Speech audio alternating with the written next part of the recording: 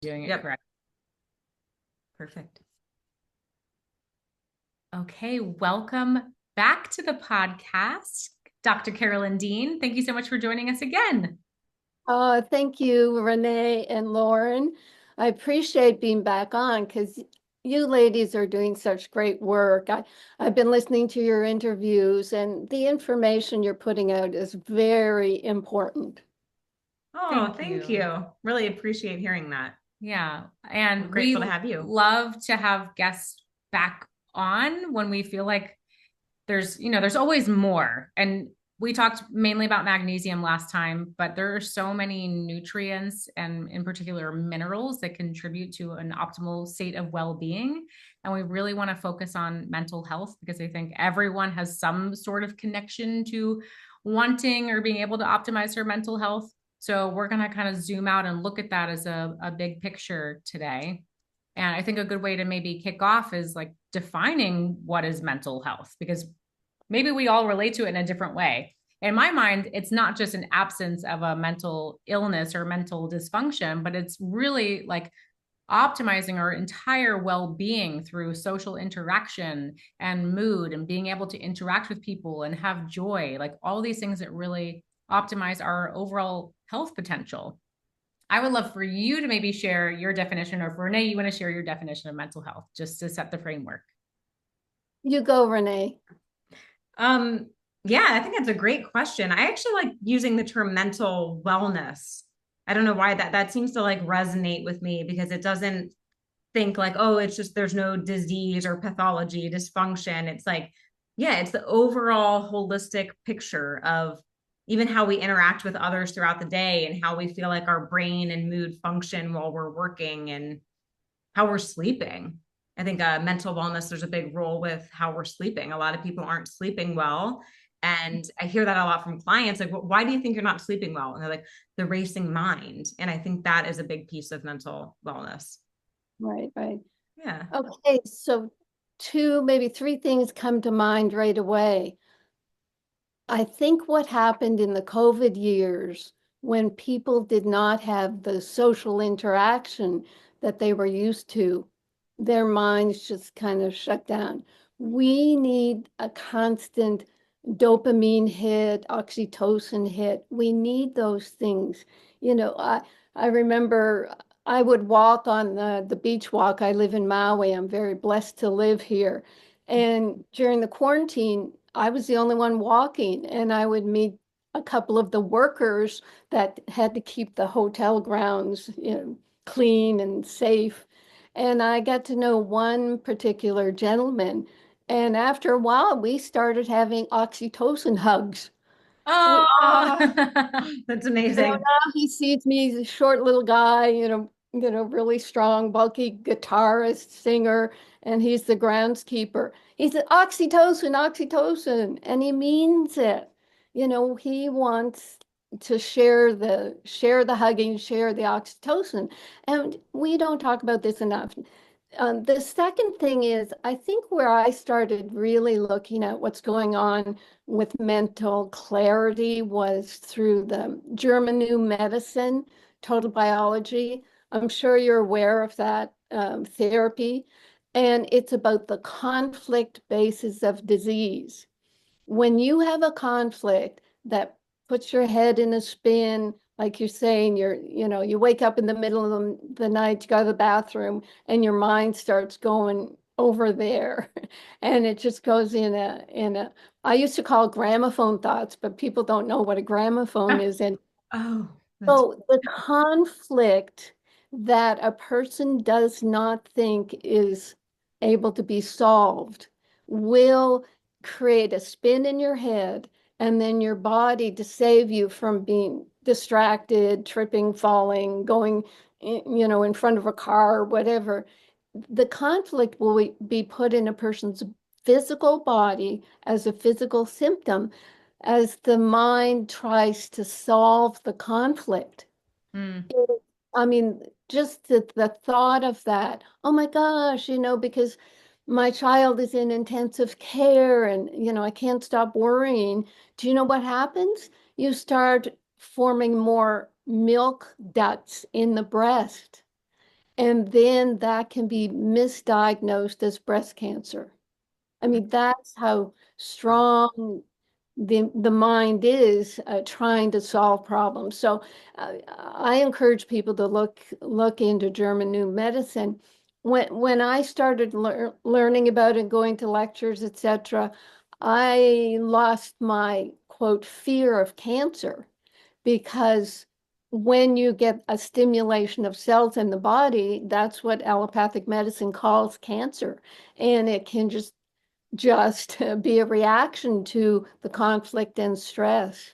So it's quite fascinating. So mental health.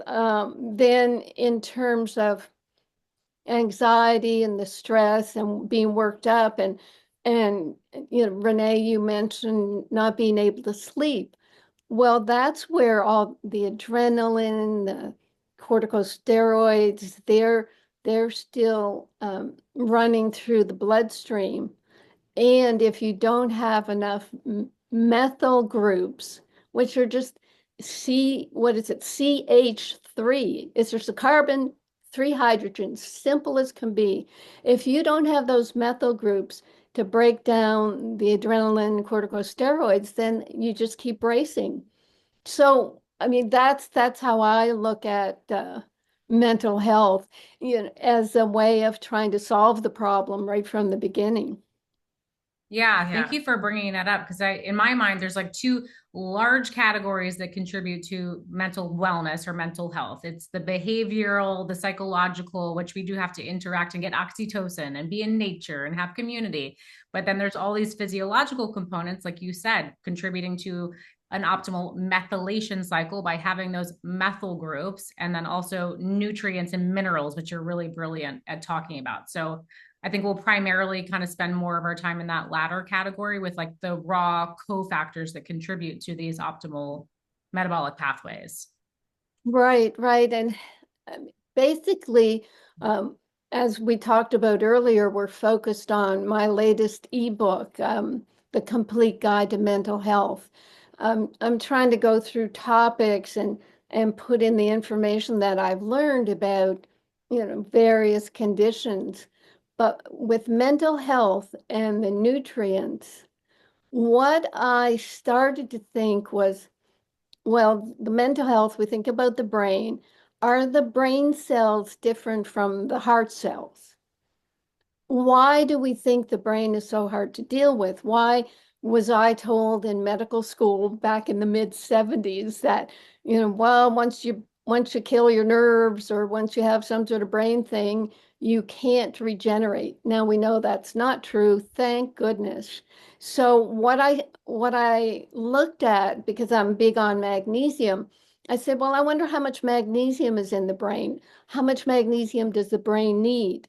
And the magnesium in our cells is usually shunted into the mitochondria to run the Krebs cycle.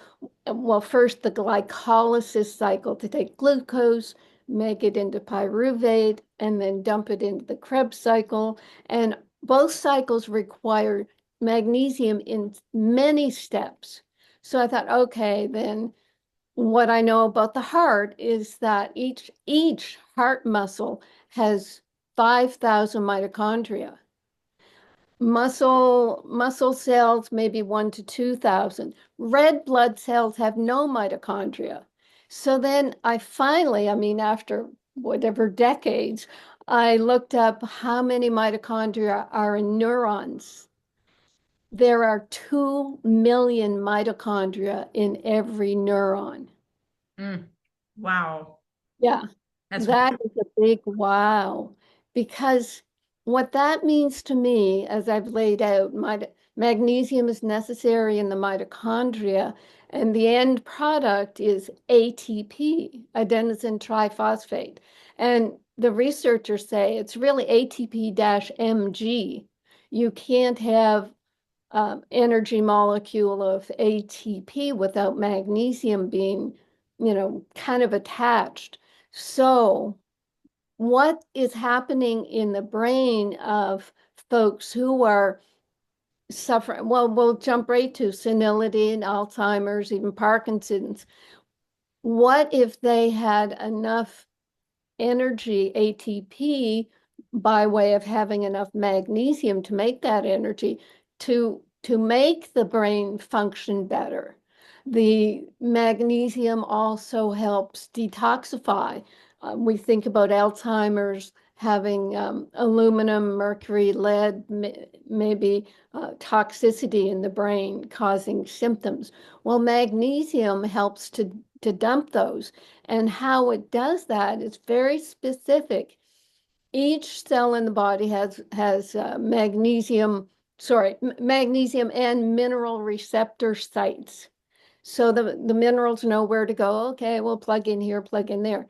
If you don't have the requisite number of minerals to bind those sites, heavy metals will take over. I mean, we know that about strontium. They talk about strontium. Oh, maybe it's necessary for the bones. What's happening is if you don't have enough calcium, strontium will take the place of calcium. But strontium is a more brittle mineral, and I don't recommend it. But because it was found in bones, oh, maybe it's supposed to be there. But Oh, what we do I mean, you ladies are so big on testing and everything. You know the fallibility of testing too. And that's why you're always retesting, comparing testing. So we make these conclusions. I mean, I've been around since went into practice in 1979. And well, a year or so before that, I started attending a lot of naturopathic conferences because I wanted to get my naturopathic degree after my medical degree. And they would talk about, oh, well, this vitamin in mice does this wonderful thing. And the next conference the next year, one of the supplement companies would have that nutrient or group of nutrients in a supplement. It just went so fast back then and yeah. without testing. Now, I mean, that's okay in a sense because dietary supplements really don't have too much of a downside, except for, really heavy biohackers. I think of Matt Blackburn, Oh, Matt. yeah. Yeah. He'll take one nutrient, one B vitamin or one something heavy, just really push it hard for 3 months. And at the end of it, he'll say, well, I guess I shouldn't have done that. Just kind of proving. Yeah, he's a little extreme with that. It's not how nature works. No, no, but it informs us, okay, he's sort of doing that work. So there's the heavy dosing of dietary supplements that a lot of practitioners got into because in the beginning, and I was there in the beginning in the late 70s, early 80s, all the supplements I could say were food-based, the ones that I used. Food-based, they did their job, it was amazing. And then when I guess the big dietary supplement companies started to get involved, or big pharma started getting involved, they said, oh, well, we can make that same chemical with coal tar. Let's just go and do that. It'll be cheaper. And they're the same, Mm. but they weren't, and there's not been enough study to give us the comparison. Is a synthetic B vitamin the same as a natural B vitamin? And the little bit that I've been able to find is that the synthetic B vitamin will have this rotation, whereas the natural will have the opposite rotation. These are two different hands, So if a receptor site for B vitamin is looking for a natural B vitamin and you push a synthetic into it, then it's just not going to cause a positive reaction. unless you use higher and higher and higher amounts. I remember in my naturopathic world, most of the people in my naturopathic classes were chiropractors, and they would say, "Oh, well, we'll just use higher doses." And then the medical doctors who were using who were using dietary supplements would say, "Oh, we'll just give it IM or intravenously, higher and higher to force," because we knew it should work, but they just didn't have the common sense to realize that it's not natural, so the body can kind of reject it. So anyway, where were we? What were we talking about? Well, Well, you just made me think of a puzzle. Like sometimes you just want that puzzle piece to go in. It's like you can force it to go in, but maybe that's yeah, not where it's supposed to live. yeah. No, I love that point. I mean, anytime we can get things from food or a food-based supplement, that makes more sense because we're trying to mimic nature the way that humans evolved. We can have synthetic supplements and even some of the biohacking gadgets. A lot of them are just trying to mimic nature, what nature already provides for us. So I love that idea. And I think just to circle back, so if someone is listening, they're like, okay, mental health, mental wellness, whether they have maybe a diagnosis of ADD or OCD, anxiety, or they're just looking to improve their life and relationships, like where do we start? Do we test? Do we all just assume we need all the minerals? Where do we begin? Right. Well, I've been at that. I've said it many times. I've been at this for 50 years. And what I've realized, as I said back in the beginning, we used food-based supplements and we were big on diet. So what's happened in 50 years? The soils have become more and more depleted of nutrients. The the stress has grown. We Environmental toxin. focused on a sugar diet. We are EMF. not drinking enough water. We're drinking So, dead water. A lot yeah. of people. Oh, yeah. And then all the commercialization of alkaline water. I mean, Well, I even bought an alkaline water machine and thought, oh my gosh, I'm drinking alkaline water into an acidic stomach. It's a total waste, and I'm diluting my stomach acid. It was such, We've all been there. We bought the big fancy machines way back when. Yep. but Thought, people are still doing it and drinking it in plastic. Even yeah. But you know what it did? It made people drink more water. it's true. okay. So that's the big thing about alkaline water. So what I start with everybody is hydration, because I mean, you think of it this way: in the elderly, where they're getting dehydrated, their skin is all wrinkly, they are dehydrated and they're not drinking enough water, and they're doing it almost purposefully because they don't want to be running to the bathroom. Yeah, I've heard that many Oh, times. that's like They're me all, on my flight yesterday, cross country flight, trying to balance between staying hydrated versus having to go to the bathroom every hour on the plane from the middle seat. But that's right? that's not an everyday thing. So No, exactly. And you think of the elderly no, I'm elderly, but I'm not on the diuretics or the blood pressure pills. And their doctor is telling them they should go on water limitation. They really tell these people to stop drinking so much water, especially if they have ankle edema or, swollen joints. And what they're trying to do is take the volume pressure off the blood vessels so their blood pressure won't be so high. And it's just, I mean, it's killing them. So what I've found is the water guidelines is you take your body weight in pounds and you divide that in half, and you drink that many ounces of water a day.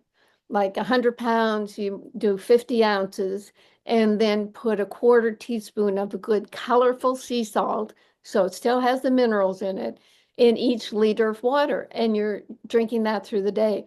When you start getting the water into your cells, which pulls minerals in with it, by osmosis, you actually pull the water out of like interstitial fluid, you pull the water out of your ankles, and you're not getting up in the middle of the night so much because the minerals in the water and the cells are doing their work. I mean, that's simple.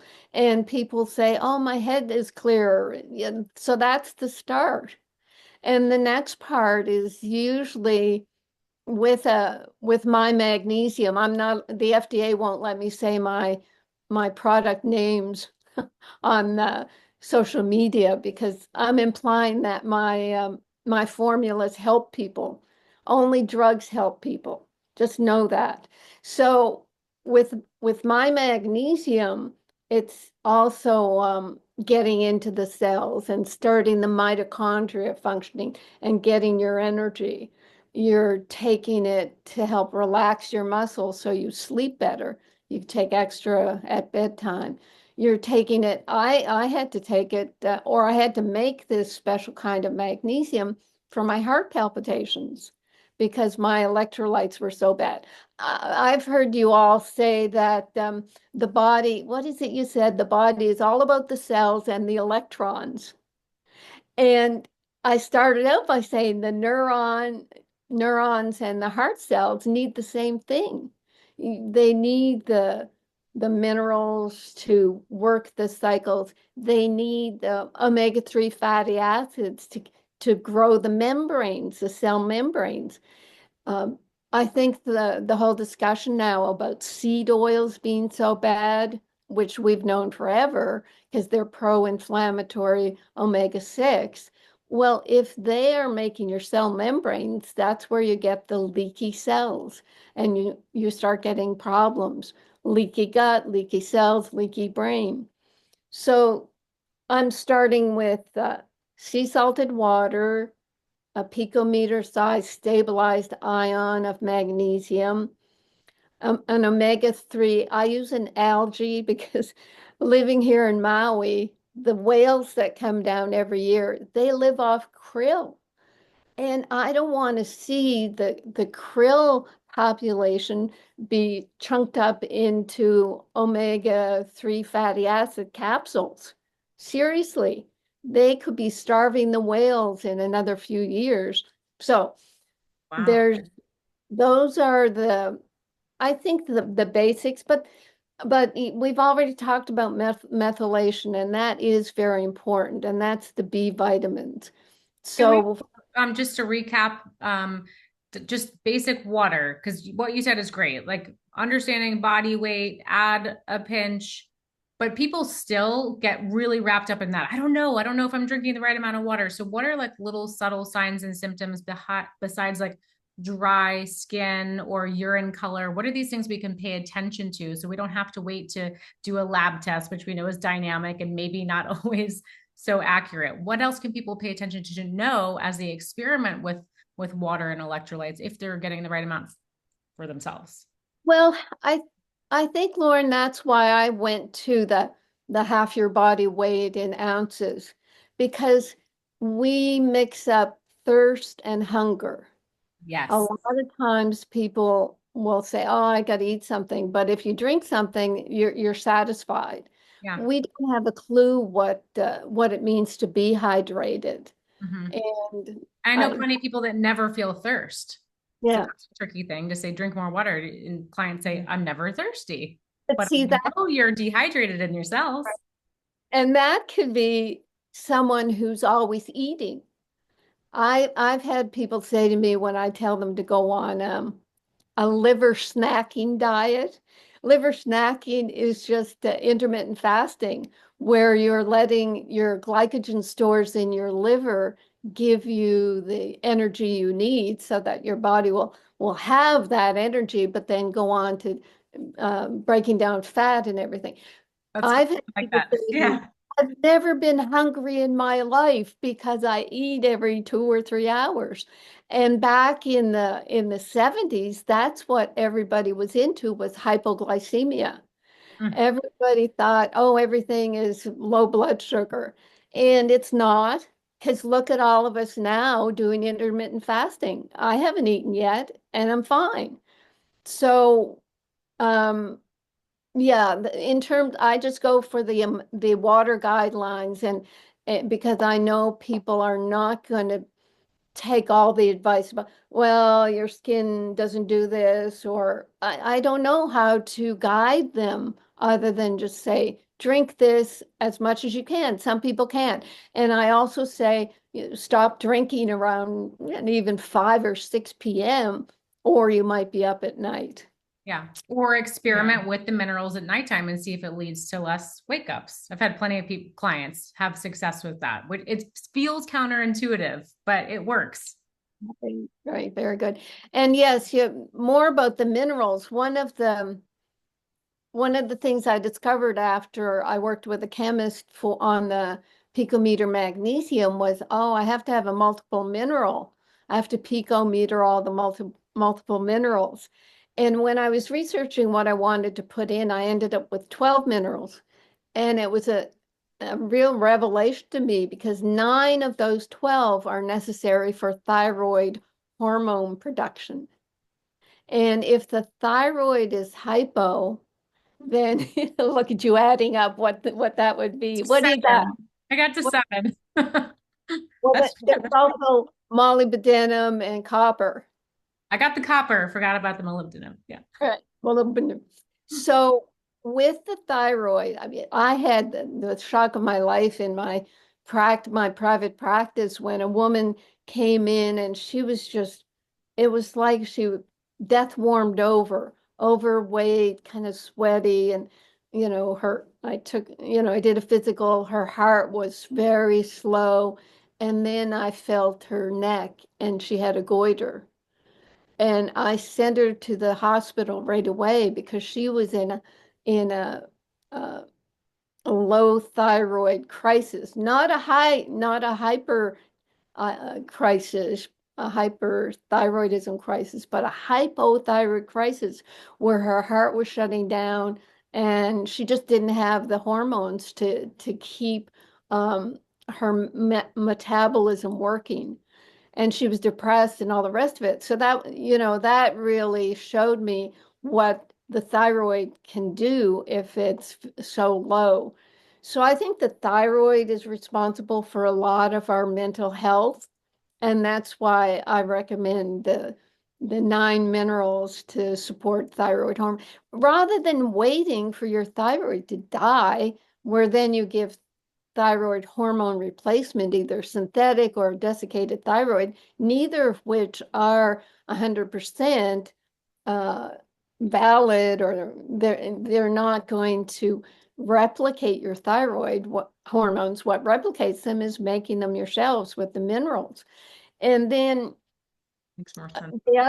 I mean, we've talked about some of the nutrients, but the other thing that really gets um, people's mental health is yeast overgrowth. And I don't think we talked about this last time. We did And go a little bit to yeast. Yeah. yeah, yeah. But we'd love to go back to methylation and then maybe trickle down if that's okay. Okay. I want to talk about zinc and copper at some point. That's selfish, but Um, We have a lot well, of we mentioned oh, yeast methylation. methylation. Yeah. Yeah. Yeah. Oh, it's just to finish up with methylation, because we've talked about it. It does. If you look up what does methylation do with the CH3 tiny little side chain, uh, it's like it does everything. Mhm. And when I see that sort of thing, and then I see vitamin D, oh my gosh, vitamin D when it's in its hormone state, the calciferol, it's affecting thousands of genes. And oh my gosh, if you don't have magnesium, vitamin D is not activated.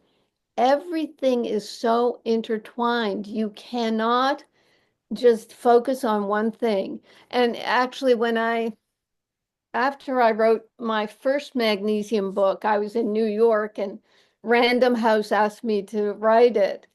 And I was looking for an agent. And all he could tell me was, well, you have to specialize in one thing. You cannot, your magnesium, it talks about too many things. You got to specialize. So I never had an agent. I just We wrote get what I told want. that with our, you need to niche down. And we're like, but we want to look at the whole picture. Right. So when it comes to something like the methyl groups, yes, we can define what they do, but like I said in the beginning, if you need the methyl groups to break down your adrenaline, boom, that's going to help ADHD and OCD.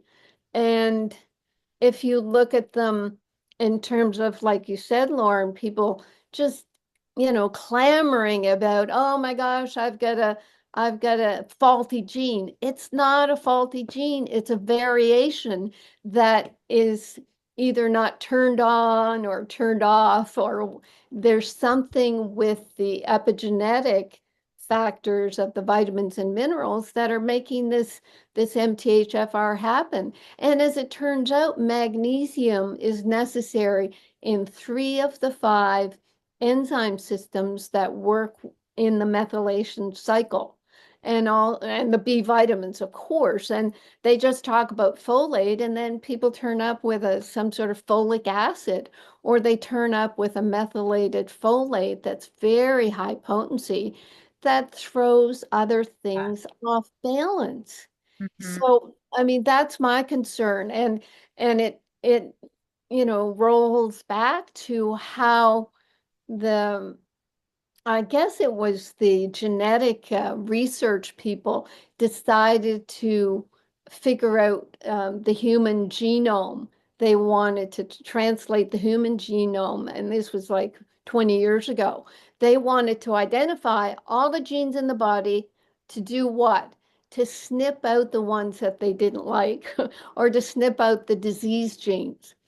So they speculated that there would be 100,000 genes and they could do snip, snip, snip. They only found 23,000.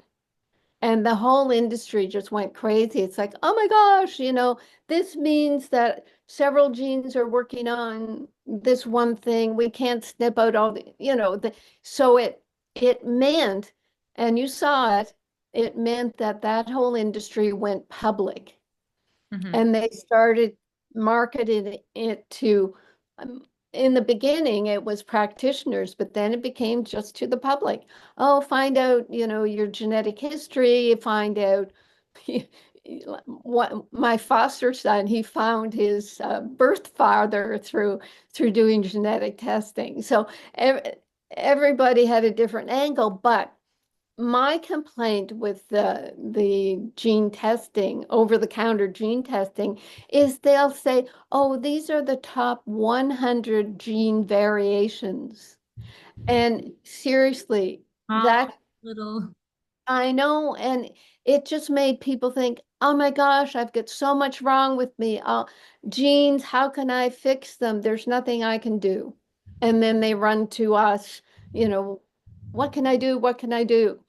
And it's sad to me because I don't recommend, well, I don't do it. Let me just say it that way. I don't want my blood and my genes owned by a public company, that's for sure.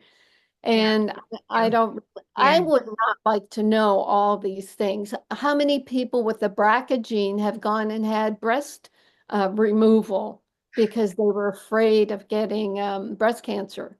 Yeah. So, Yeah. Well, that's That's why an I think it's important for people to understand the methylation cycle and all of these cofactors that you mentioned. And magnesium happens along the pathway a few times. You said folate, B12, but we really B6. need these things in synergy, right? And just because you have MTHFR, like most of us need some support with methylation. And methylation is silencing maybe the errors in the genes. But talk about some of these cofactors along the way and how do we just think more big picture in supporting that pathway? right. So there are 4 B vitamins that can be methylated and can be helpful.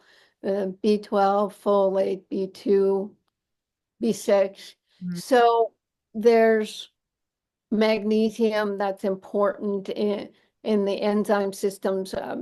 We mentioned, and you'll probably link to our first talk about magnesium. Magnesium is necessary in 80% of known metabolic functions in the body and 600 to 800 enzyme systems.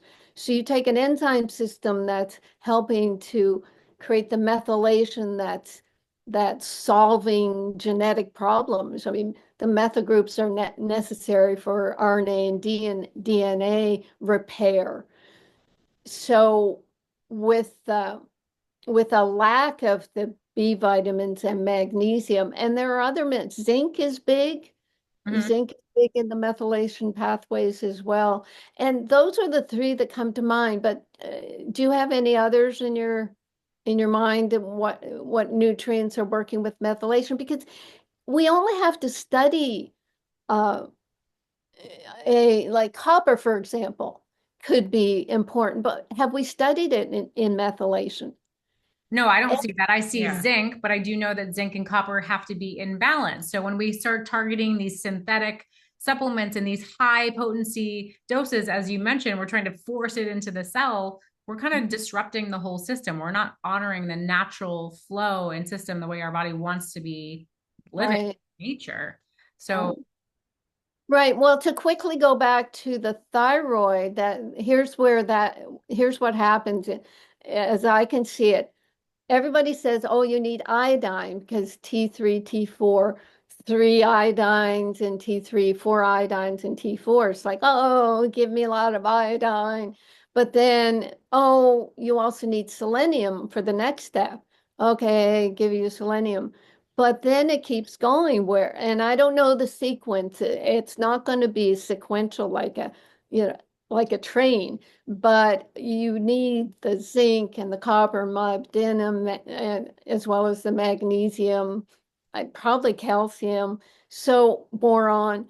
So if selenium, if you don't get those minerals in the right amounts to deal with the substrate that's being created. So the you have the iodine, it works, and it creates what we call a substrate. And the next mineral has to work on that substrate, say it's selenium. Okay, it goes next one. Okay, zinc has to come in here. Well, if you forced a person to have a lot of iodine, remember years ago, people were taking 50 milligrams of iodine instead of like 150 micrograms. That was crazy. So it used up all their selenium and everything else in the down path and then stopped with a big amount of a substrate that did not have minerals to break down that substrate and ended up causing a problem, which nobody would even know what was happening. They just knew, well, I don't feel so good. The whole high dose iodine therapy was for breast cancer. But then it became, well, maybe we can prevent breast cancer. And oh, people in Japan have all this iodine. Why shouldn't we have more iodine? So we get into these themes that have no basis in reality or common sense. It's like a half truth, but in a certain sense, it's only a quarter truth, mhm. and people run with it. Yeah. I mean, people want to, pick one thing and just say that's the answer, but we always have to zoom out. Yeah. What I wanted to just ask one more question about methylation while we were talking about that. What are you seeing with a connection to things like OCD, anxiety, I don't know, maybe ADD, any connection with Rumination. methylation or poor methylation? Definitely. And it's being talked about more now, but I really do think that when people are stressed and they drive their adrenaline and that kind of floods the system, you get your heart palpitations, you get revved up. You need the methyl groups to break down the adrenaline. Mm. And that's where we've always said, oh, the B vitamins are necessary for the nervous system, but we didn't really have that biochemistry to explain it.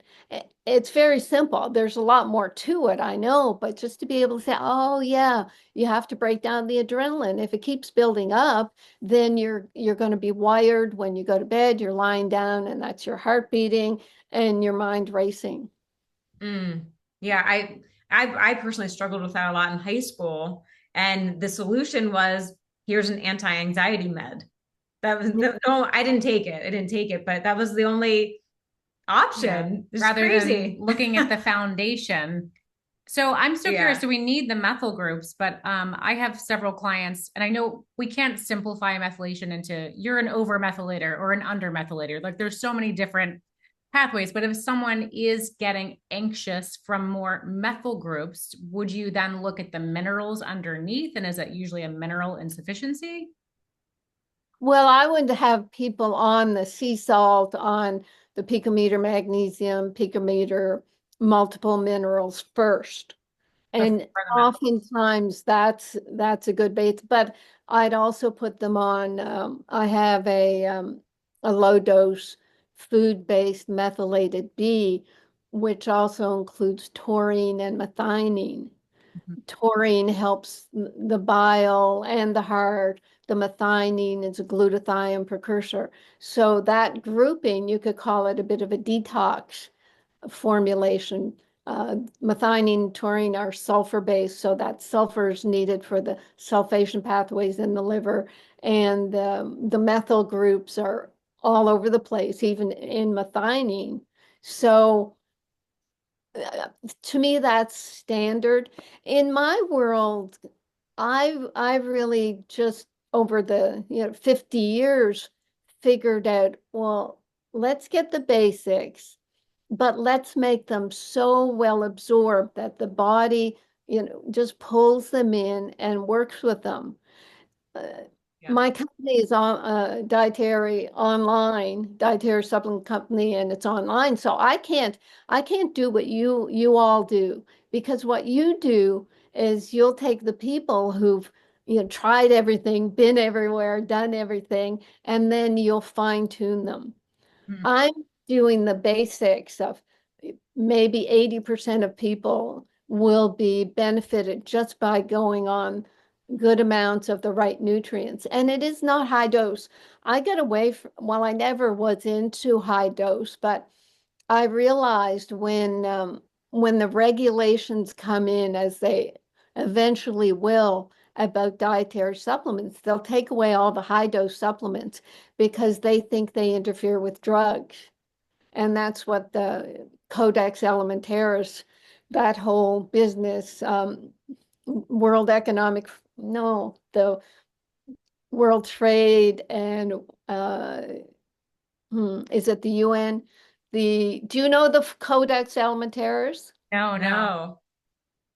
Okay, back in the early 20s, Europe uh, get a group of people together to regulate dietary supplements and toxins in foods as they crossed borders. So they were trying to limit the amount of supplements people could get, and they were trying to allow as much toxins as they could in foods. World Trade Organization and World Health Organization, WHO, WT.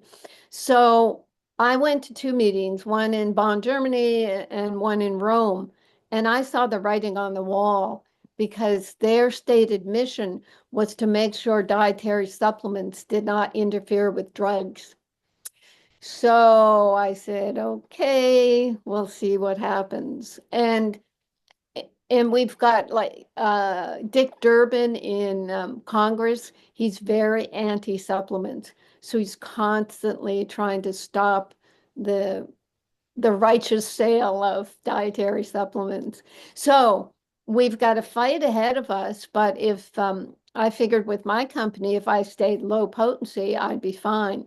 Although the FDA has warned me personally not to say that my supplements can help people.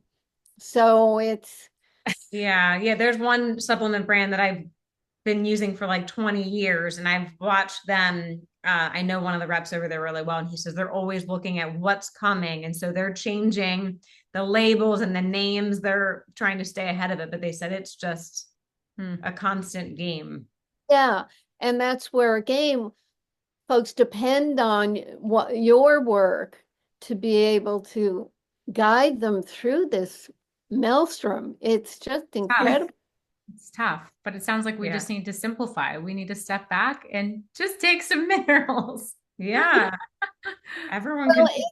it's the minerals. You'll read, oh, these minerals are awesome, but it's if they're absorbed or not. This is the crucial part. And what happened with me, and it was probably in our first interview, I had all these magnesium deficiency symptoms, headaches, neck pain, eye twitching, heart palpitations, leg cramps. And when I realized that, actually, when I was writing the book, I started to take more magnesium. I'd only been taking a bit in my multiple, and I immediately got the laxative effect. Hmm. So I spent 10 years after the book was published trying to get a company to make a non-laxative magnesium. Yeah. And finally, I had to do it myself, which then forced me, in my retirement years to become a dietary supplement company owner because there's no non-laxative magnesium out there. And even so, every magnesium, every compound, it's going to be beneficial to a certain extent because I think 80% of the population is deficient and 80% of our body needs magnesium. So just take it, and we probably talked before that it's safe to take because if the body rejects it, you're just going to get the laxative effect. It doesn't build up like calcium, and that's the war between calcium and magnesium.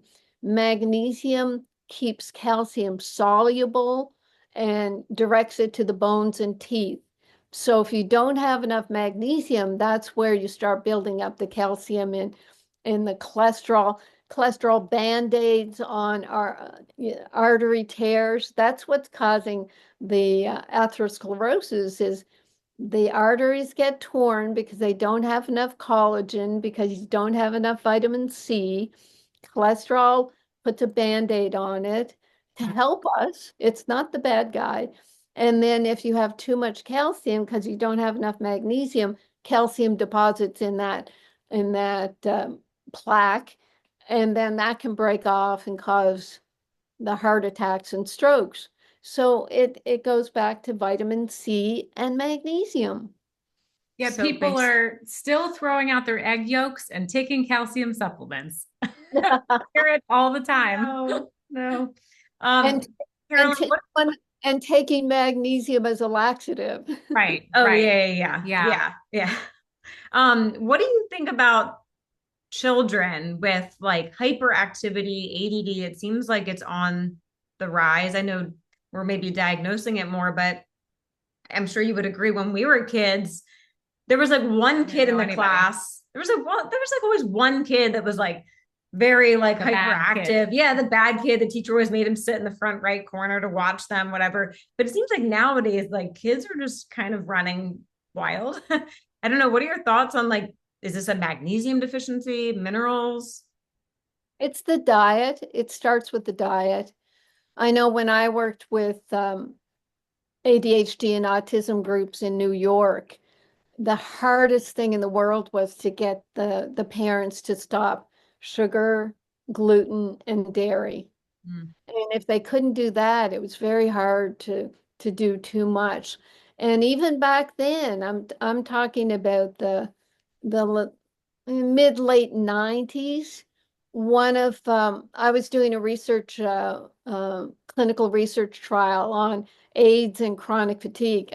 Back then, in the AIDS epidemic, I was in New York and my mother thought I was a missionary. And one of the chronic fatigue patients, she was a teacher and she did an after school program at one of the boys, academies. And she said all 12 of the boys were on Ritalin at back then. So Wow, back these then I'm shocked. these kids grew up thinking, oh, a pill will take care of everything. But there's the diet component. You have to look at that.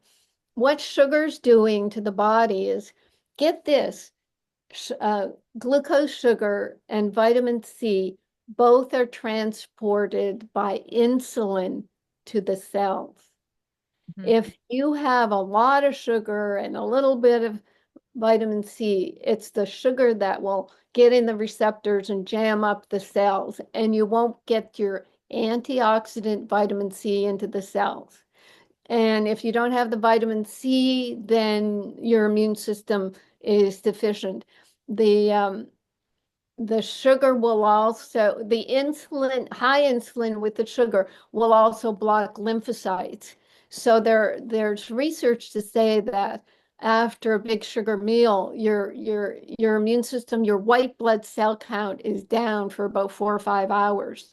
So we've got that happening with kids when they eat sugar. And it's horrible in our society. Both parents are working, the kids are kind of pacified and placated with junk food and a cell phone.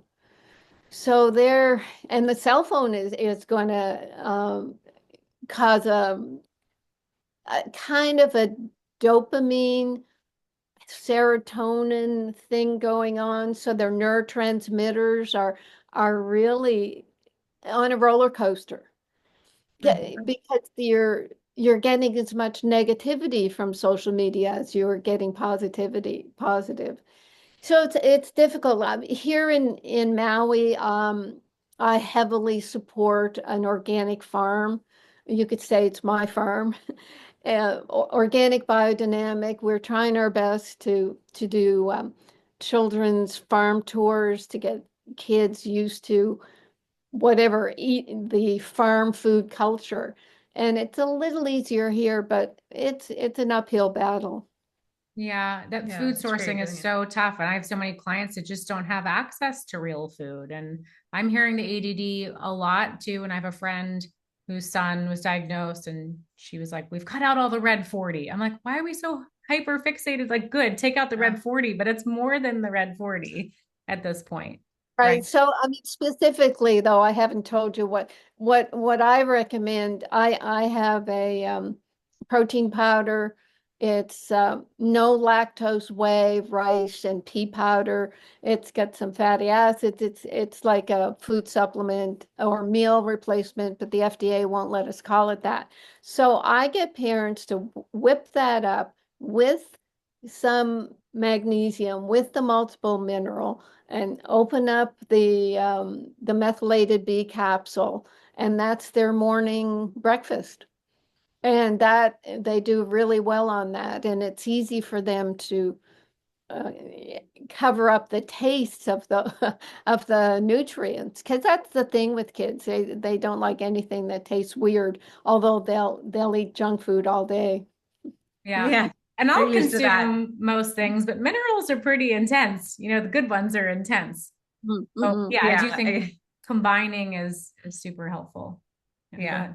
Oh, I know we have to start to wrap up, but I really wanted to ask you about zinc and copper a little bit more. I Oh, know we yeah. talked about a little bit how they play a role in methylation and things, but when it comes to mental health, what do we need to know about zinc and copper, and especially post pandemic where people were like high dosing zinc?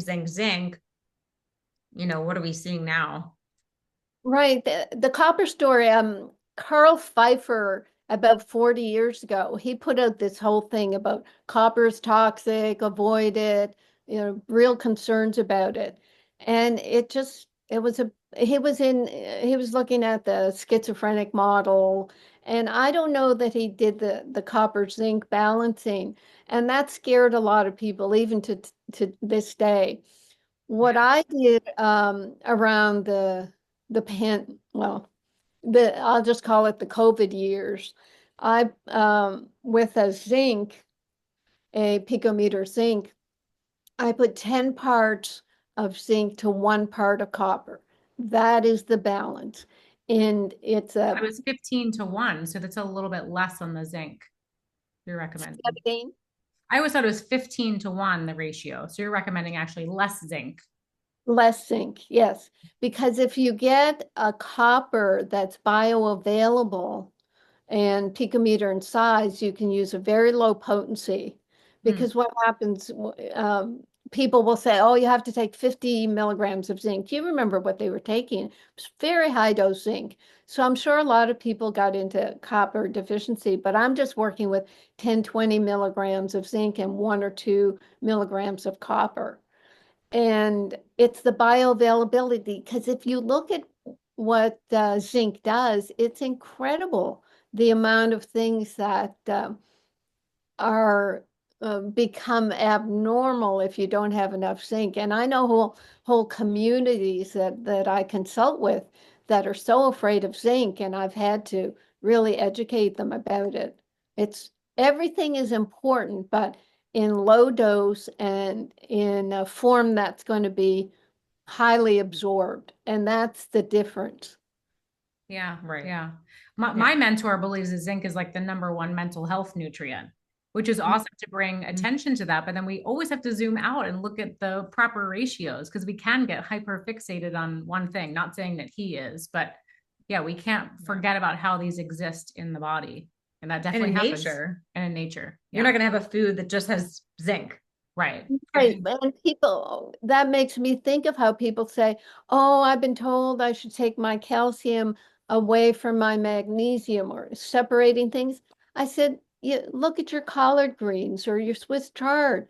Did God separate the magnesium and the calcium? No, they're all together. Your body can take care of it. So well, see, there's a lot of clickbait out there. There's a lot of people that will make a strong statement, or like you're saying, they'll take one nutrient and make it the whole problem. That's where the seed oils are now. It's all about the seed oils. Well, what about magnesium deficiency? What about the methylation? Everything kind of has an equal value, and you have to gauge them all. But in my world, because as I said, I'm online, so I cannot recommend anything medically. I just say, take these half a dozen formulas. They're well absorbed, they're very basic, and then see what's left over before you do the $1,000 workup. We had a hormone testing and everything. People who have food allergies, it's often because they have yeast overgrowth, and the yeast are irritating the small intestine enough that they're not absorbing. Oh no, what they're doing is poking holes in the small intestine and allowing the absorption of yeast toxins and undigested food, which then makes the body think, oh, I'm allergic to everything. No, you're absorbing things from a gut that needs to be free of yeast overgrowth. Right. But then we could look even what's Yeah. upstream of the yeast. Is it too much sugar in the diet? Is it too much stress? Is it heavy metals? Like, Mercury. because then I see some people just demonizing yeast, yeast, yeast, and we're forgetting about like, well, what caused that to be an issue in the first Right. place? Yeah. Exactly. Yeah. Oh, Well, and it gets back to then a decent diet. There's sugar, gluten, and dairy. I used to just say sugar, wheat, and dairy, but the way they've glutenized our grains now, they've hybridized the wheat to make it more glutinous here, just so it's stickier. Ugh, Whereas if you go to Europe, you can eat wheat and it has far less gluten and you don't react. no glyphosate. and I, oh, Small say, difference. yeah. yeah. Yeah. Yeah. Wow. So A any, lot. well, tell us about your minerals. How do we find them? What is sort of a best practice for integrating these? Right. My storefront is rnareset.com, and my educational site is drcarolyndean.com. I'm not even allowed to put a testimonial on my store site, but there is good information. So on my Dr. Carolyn Dean site, I have blogs, I have my radio show. I'm doing a YouTube X radio show now. I've done an online show for 14 years, and finally my team made me go video. So Yeah, we want to That's see you. awesome. yeah, I mean it's social media. It's a way of getting more people interested. What they tell me, my team tells me, it's like, when you come across as natural, enthusiastic, it allows people to see who you are as you do in your work, and they trust us and they come to us for information. So anyway, those those are my two sites. Perfect. Amazing. Thank you. Thank you. Yeah, you're such a great educator, and you've been doing this for so long, and you've seen the evolution of it. It's incredible. We always love learning from you. Yeah. Thank you so much. And yes, we're all healthy and happy because we're doing the right thing for our body. And actually, let me just say this, because I was realizing when you were talking to the interviewer, Claudia Vaughn something or other, Yeah. remember a few months ago, and you use a lot of tools now. Back when I started biohacking, there were no tools. We really, but now you have these fun things that you can work with. And I know people like tools. They like to participate by wearing the watch or, doing the whatever. And I think that's important too for this climate, this population. But I'm still saying just take the basics and then go to you folks for the fine tuning. We That's do great. like to say basics before biohacks. Yes. That's important. Perfect. Yes, yes. Yeah. And then maybe use some of the biohacks to test if the basics are working for you. So there's that too. But Absolutely. Very oh, good. Carolyn, before we let you run, can you leave our audience with one final piece of advice, something you would like them to start doing today? Talk to me. I probably said it the first time. It's when you're out in the world doing like I do, my morning walk, collect smiles. When you smile at someone, they will smile back 99% of the time. And Not always, but yes. it's And such if a they good. don't, it's maybe they didn't see you or they have headphones in and didn't hear you say hi. No, you're not allowed to yell at them if they don't smile back. It's like it's their problem. So it's a real oxytocin, serotonin, dopamine hit when you can just engage on that level. I've met so many people just walking along and, oh, how are you? Would you like me to take a picture of you? Oh, It's it's a community. You can make your own community wherever you go. Mm-hmm. I love that. Yeah. Oh, everyone is so nice in Hawaii. Everyone says hi and smiles and Yeah, we're all here on vacation. Well, you have a lot of nature, which is a critical foundation for mental wellness. Shall I show? oh yes. All right. If you're watching on YouTube, you get to see the palm Beautiful. trees, the sunshine. Oh, the sky is so blue. I love that. All Our right. sky is kind We of have some blue. sun. Oh, look at the sun. It's coming in now. It's been kind of gray today. Yeah. But I'm very blessed. And yeah, I have my blinds down, but I have these beautiful see-through blinds. But thank you so much. I really appreciate talking with you and sharing. Thank you for what you do. Thank oh, you. Thank you. And such a pleasure to have you back. And I'm yes. surely we'll have you again. So thank you for spending time with us today. Thank you. And thanks to everyone that tuned in. We will see you next time. Pause. Oh, your Stop. computer does.